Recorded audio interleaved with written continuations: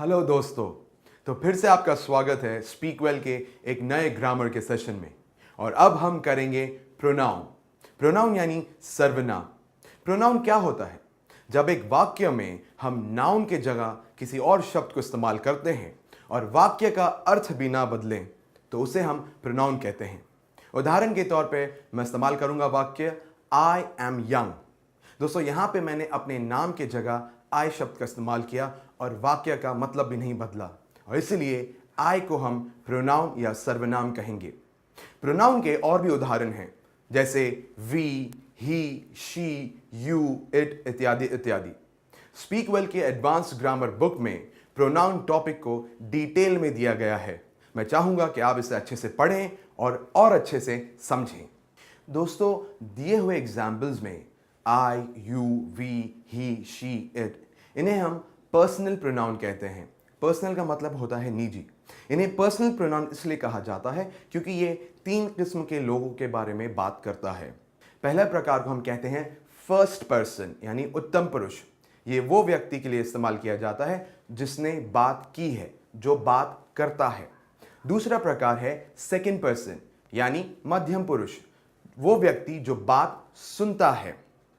तीसरा प्रकार है थर्ड पर्सन यानी अन्य पुरुष। ये वो व्यक्ति है जिसके बारे में बात की जा रही हो। तो दोस्तों, अब हम सीखते हैं फर्स्ट पर्सन फॉर्म।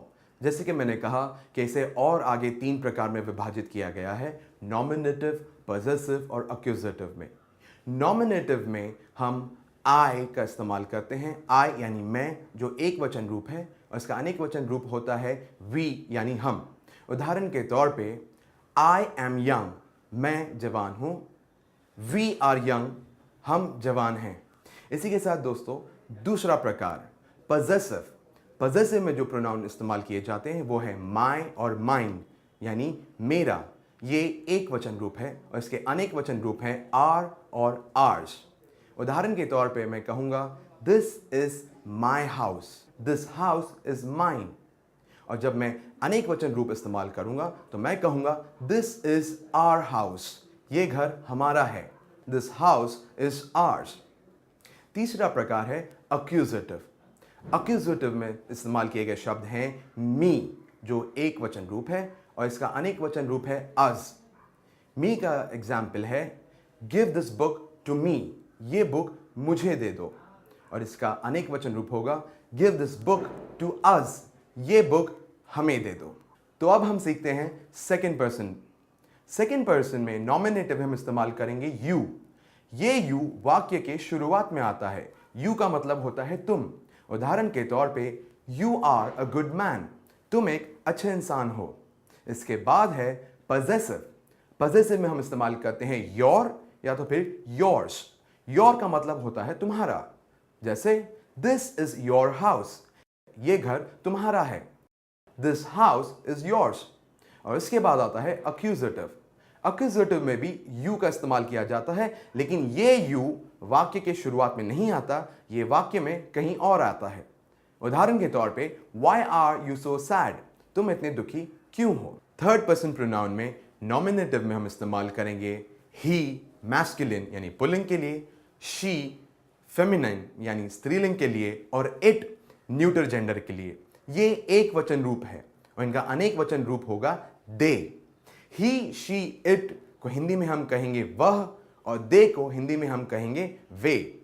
उदाहरण के तौर पे ही इज माई फ्रेंड, वह मेरा दोस्त है। शी इज माई फ्रेंड, वह मेरी दोस्त है। इट इज माई कार, वह मेरी कार है। और अनेक वचन रूप में दे आर माई फ्रेंड्स, वे मेरे दोस्त हैं। अगला है पॉसेसिव। पॉसेसिव में हम मैस्कुलिन के लिए इस्तेमाल करेंगे हिज, फेमिनिन के लिए इस्तेमाल करेंगे हर, और न्यूटर जेंडर के लिए इस्तेमाल करेंगे इट्स। और इनका अनेक वचन रूप होगा देयर। उदाहरण के तौर पे दिस इज हिज बैग, ये बैग उसकी है। दिस इज हर बैग, ये बैग उसकी है। The horse fail and broke it's leg, घोड़ा गिरा और उसकी टांग टूट गई। और अनेक वचन रूपी का उदाहरण है ये घर उनका है, दिस इज देयर हाउस। और आखिर में एक्यूजेटिव।